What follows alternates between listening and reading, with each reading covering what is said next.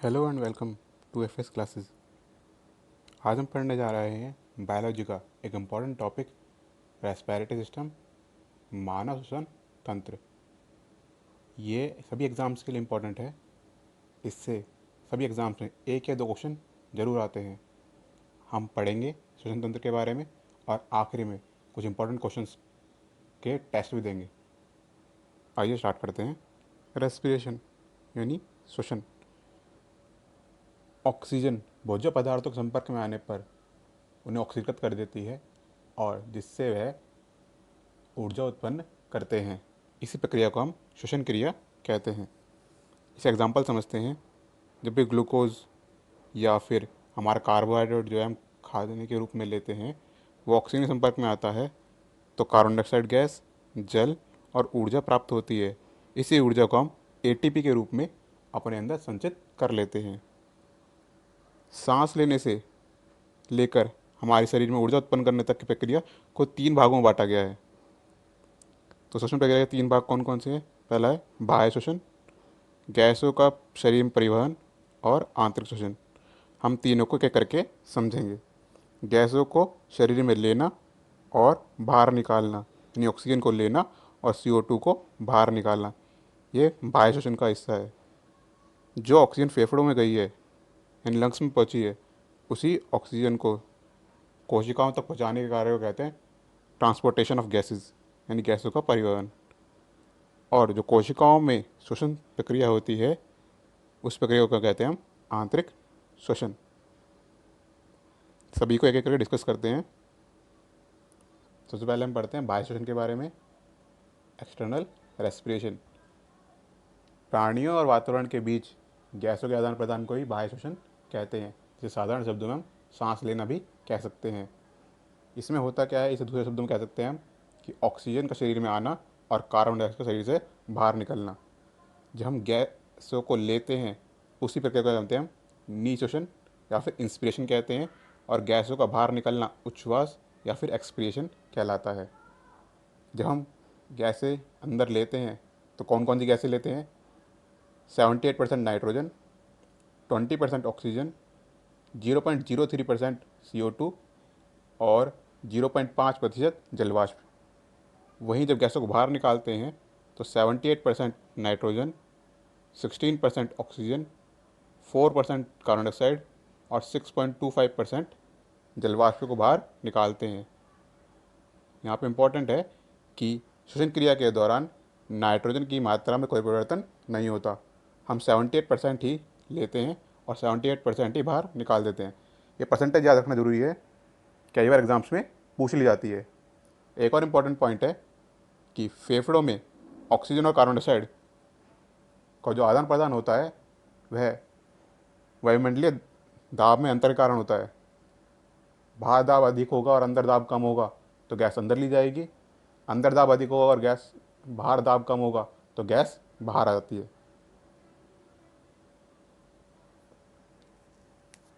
अगला है हमारी प्रोसेस, गैसों का शरीर में परिवहन यानी ट्रांसपोर्टेशन ऑफ गैस। किस तरह से गैस शरीर में फेफड़ों से और कोशिकाओं तक पहुंचती है, उसी प्रक्रिया को कहते हैं हम ट्रांसपोर्टेशन ऑफ गैस कहते हैं। इस कार्य को करता कौन है? ब्लड। जितनी भी गैसें हैं वह फेफड़ों में उपस्थित कोशिकाओं से और कोशिकाओं तक या ऊतकों तक रक्त द्वारा ही पहुंचती है। पहुंचने के लिए इन्हें एक माध्यम की जरूरत होती है, जिसे कहते हैं हम हीमोग्लोबिन। हमारे रक्त के अंदर लाल रक्त कोशिकाएं होती हैं, उनका अंदर उपस्थित होता है हमारा हीमोग्लोबिन। इसका हमारा सिंबल होता है HB। ये क्या करता है? ऑक्सीजन को अपने साथ जोड़ लेता है टेम्परेरी और एक यौगिक बनाता है ऑक्सी हीमोग्लोबिन। यही रुधिर में बहता हुआ कोशिकाओं तक पहुंचता है। जैसे ही कोशिकाओं तक पहुंचता है तो ये हमारा यौगिक टूटता है और कोशिकाओं को ऑक्सीजन दे देता है। हीमोग्लोबिन के कारण ही लाल रक्त कोशिकाओं का रंग लाल दिखाई देता है। तो ऑक्सीजन का परिवहन रक्त में किसके द्वारा होता है? हीमोग्लोबिन द्वारा। हीमोग्लोबिन है क्या? यह एक प्रोटीन है जो रक्त में पाया जाता है। इसके केंद्र में लौह के परमाणु उपस्थित होते हैं, यानी आयरन की उपस्थिति होती है। इससे रिलेटेड एक कुछ और डिटेल पढ़ते हैं जो पेपर में पूछी जाती है। हीमोग्लोबिन। हीमोग्लोबिन आरबीसी में पाया जाने वाला एक श्वसन वर्णक है। क्वेश्चन पूछ लेते हैं, श्वसन वर्णक क्या होता है? तो श्वसन वर्णक कौन होता है? हमारा हीमोग्लोबिन, जो आरबीसी में पाया जाता है। इसमें ह्यूम प्रोस्टिक समूह तथा ग्लोबिन प्रोटीन होता है। कौन सा प्रोटीन होता है? ग्लोबिन। हिम प्रोस्टिक समूह में आयरन की अवस्था कौन सी होती है? Fe2+। ये भी क्वेश्चन पूछा गया है कि कौन सी अवस्था में पाया जाता है इसमें आयरन? Fe2+ अवस्था में। इसका मतलब इसकी वैलेंसी 2 है इस समय आयरन की। हीमोग्लोबिन की ऑक्सीजन की तुलना में कार्बन मोनोऑक्साइड से जुड़ने के लिए जो आबंध बनाता है वो स्ट्रांग होता है। कितने गुना? 230 से 250 गुना अधिक स्ट्रांग हो सकता है। जब ये कार्बन मोनोऑक्साइड से CO से जुड़ता है, यानी कार्बन मोनोऑक्साइड से जुड़ता है, तो यौगिक बनाता है, इसे कहते हैं हम कार्बोक्सी हीमोग्लोबिन। ये काले रंग का होता है, जिसके कारण क्या होता है, शरीर में ऑक्सीजन की कमी हो जाती है और हमारी मृत्यु भी हो सकती है। जब कार्बोक्सी हीमोग्लोबिन बनता है तो उस अवस्था में आयरन Fe3+ अवस्था में पहुंच जाता है। इसी कारण से क्या होता है, शरीर में ये ऑक्सीजन को जुड़ने नहीं देता और शरीर में ऑक्सीजन की कमी होने के कारण हमारी मृत्यु हो जाती है। अब हम देखते हैं आंतरिक श्वसन। हमारी सबसे आखिरी पार्ट था इंटरनल रेस्पिरेशन, यानी आंतरिक श्वसन। हम 2 पार्ट पढ़ चुके हैं। पहला था बाह्य श्वसन, फिर गैसों का परिवहन, अब आखिरी है आंतरिक श्वसन। आंतरिक श्वसन में गैसों का एक्सचेंज होता है, लेकिन किसमें? रक्त में और कोशिकाओं में। बाह्य श्वसन में किसमें हो रहा था? फेफड़ों और रुधिर के बीच में, यानी फेफड़ों और ब्लड के बीच में। आंतरिक श्वसन के अंदर किसमें होता है? कोशिकाओं और रुधिर के बीच में। और इसी प्रक्रिया के दौरान हमारे पास ऊर्जा प्राप्त होती है। मैं आपको सेल के बारे में थोड़ी जानकारी दे देता हूँ कि सेल की संरचना किस प्रकार की होती है। सेल के अंदर 70% क्या होता है? कोशिका द्रव्य भरा होता है। राइबोसोम्स होते हैं, बीच में केंद्रक होता है। माइटोकॉन्ड्रिया होते हैं, जहाँ पे ऊर्जा का निर्माण होता है, और लाइसोसोम्स होते हैं। श्वसन प्रक्रिया के दौरान जीवित कोशिकाओं के कोशिका द्रव्य और माइटोकॉन्ड्रिया में पूरी होती है। जो श्वसन प्रक्रिया होती है कहाँ पूरी होती है? हमारे कोशिका द्रव्य और माइटोकॉन्ड्रिया में मिलाकर। कुछ प्रक्रिया कोशिका द्रव्य के अंदर होती है और कुछ माइटोकॉन्ड्रिया में। आंतरिक श्वसन 2 प्रकार का होता है हमारा। अनॉक्सिक श्वसन, इसे एनारोबिक रेस्पिरेशन भी कहते हैं, या फिर ऑक्सी श्वसन, जिसे एरोबिक रेस्पिरेशन भी कहते हैं। इन्हीं के बारे में डिटेल में पढ़ते हैं कि इनमें क्या अंतर होता है।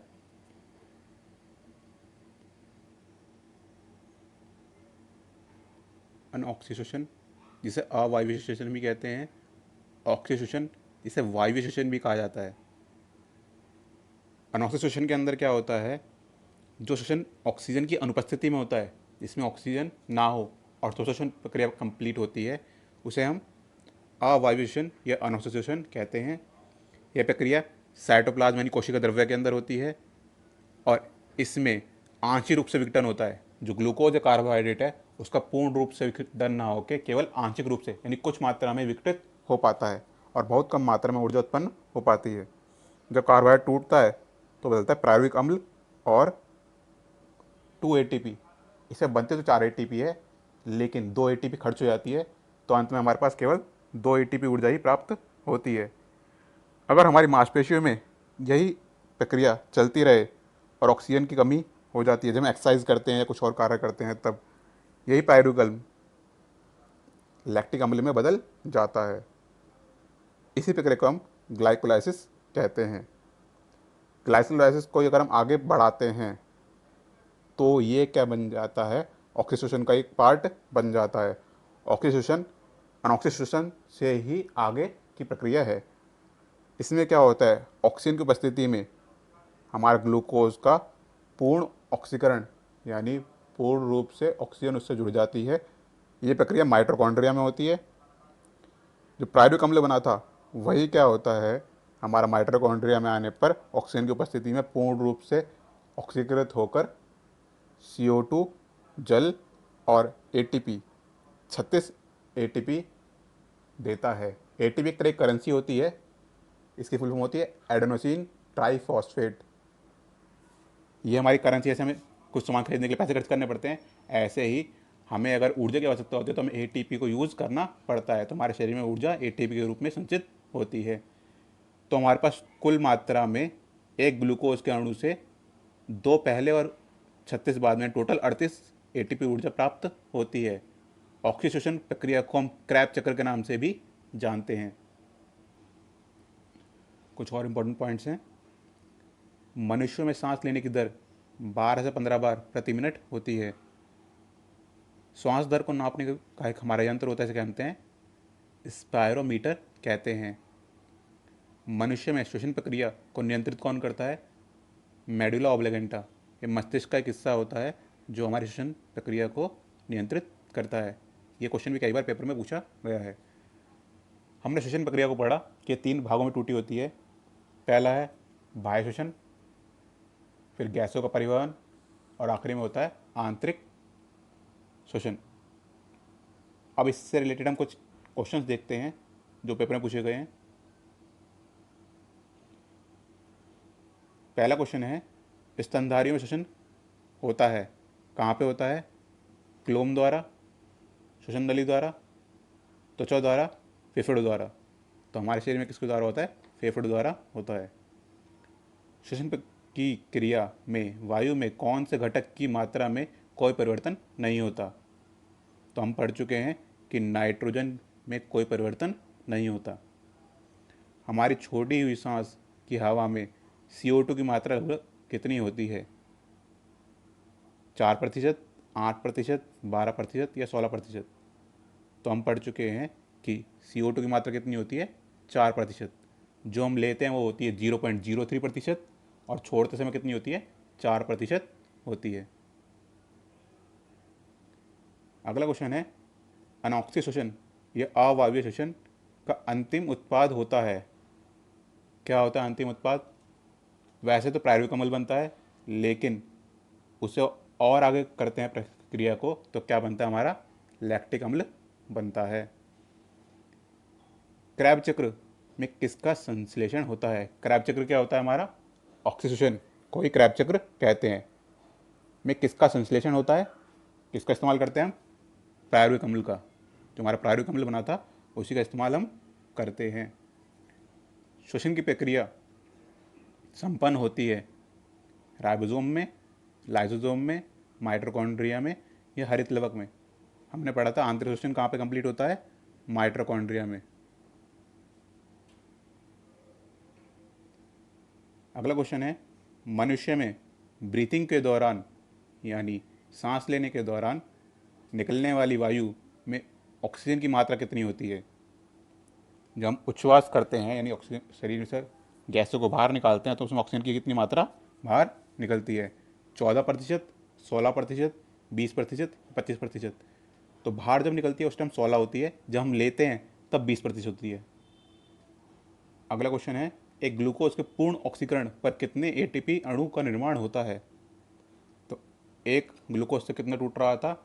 36 + 2 38। वयस्क मनुष्य का 1 मिनट में कितनी बार सांस लेता है? ये हमने पढ़ा था। कितनी बार सांस लेता है? 12 से 15 बार। नेक्स्ट क्वेश्चन है, हीमोग्लोबिन के बारे में सही कथन है? यह रक्त में ऑक्सीजन का संचार करता है। सही। यह लौह युक्त यौगिक है। बिल्कुल सही। यह कुछ रोगों से प्रतिरक्षा प्रदान करता है। गलत। यह रक्त का लाल रंग प्रदान करता है। सही। तो 1, 2 और 4 यानी ऑप्शन नंबर सी सही है।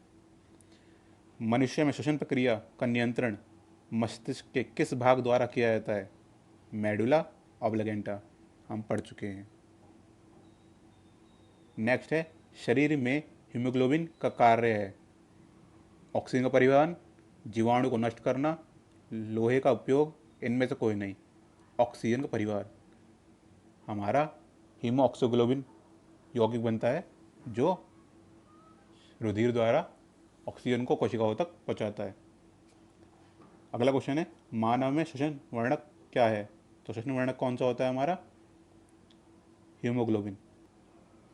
श्वास दर को मापने के लिए एक उपकरण है?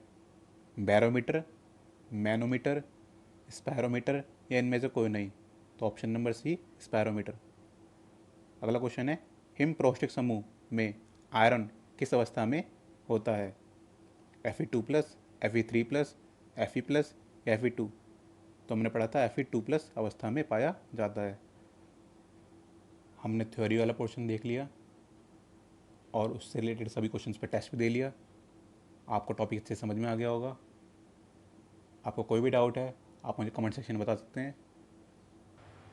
वीडियो को लाइक कीजिए, ज़्यादा से ज़्यादा लोगों को शेयर कीजिए और अब तक अगर चैनल को सब्सक्राइब नहीं किया है तो जल्दी से सब्सक्राइब कर लीजिए। Thank you.